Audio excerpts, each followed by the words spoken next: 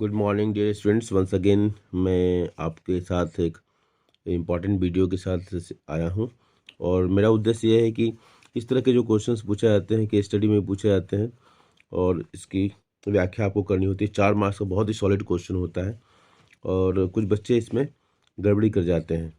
तो इसको करने का उद्देश्य, हालांकि यहाँ 6 मार्क्स में क्वेश्चन दिया हुआ है तो ये फुल फ्लेश क्वेश्चन भी बन सकता है, 6 मार्क्स का लॉन्ग आंसर क्वेश्चन, और केस स्टडी में 4 मार्क्स के क्वेश्चन के रूप में आ सकता है।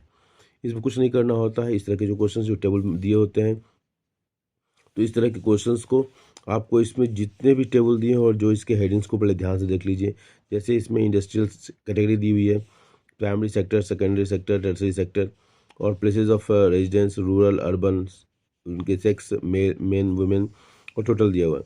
इस हर कॉलम को आपको सिलसिलेवार तरीके से एक्सप्लेन करते जाना है। जैसे अगर हम देखते हैं तो हम कह सकते हैं कि प्राइमरी सेक्टर क्या है, is a major source of employment for majority of workers. ठीक है, चाहे वो रूरल हो, चाहे मेन हो, चाहे वुमेन हो।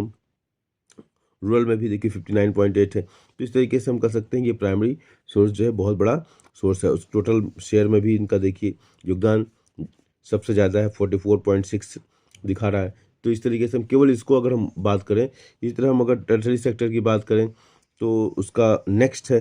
तो प्राइमरी से अगर तुलना कर दे तो नेक्स्ट बोल दिया, और सेकेंडरी के लिए बोल देंगे सबसे कम है।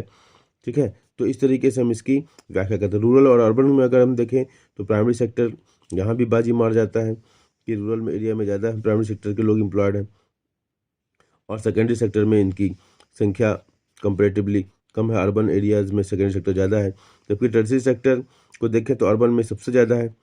ठीक है, तो टर्सरी सेक्टर का परसेंटेज देखिए इसमें, अगर हम तीनों में देख लें कि प्राइमरी, सेकेंडरी और टर्सरी में, इस तरीके से हम हर की व्याख्या अगर हम कर दें तो हमको फुल मार्क्स मिल जाएंगे। और इस तरह केस स्टडी के क्वेश्चन के लिए मैंने ये वीडियो बनाया है कि केस स्टडी क्वेश्चन में हमेशा बच्चे, कुछ बच्चे तो बहुत अच्छा लिखते हैं, अगर कंक्लूजन भी लिख दे, रीजन भी लिख दे तो बहुत बड़ी अच्छी बात है। अगर नहीं भी लिखेंगे रीजन तभी टीचर्स फुल मार्क्स दे रहे हैं। तो इस तरह के क्वेश्चंस अगर आते हैं, और वो निश्चित रूप से आजकल आ रहे हैं, तो इस तरह का क्वेश्चन बिल्कुल गलत नहीं होना चाहिए।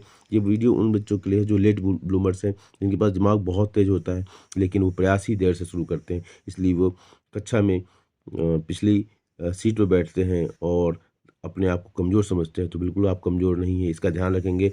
आपने मेहनत सही तरीके से नहीं की है, इसलिए आपकी स्थिति है, लेकिन स्थिति बदलेगी, निश्चित रूप से बदलेगी। Thank you.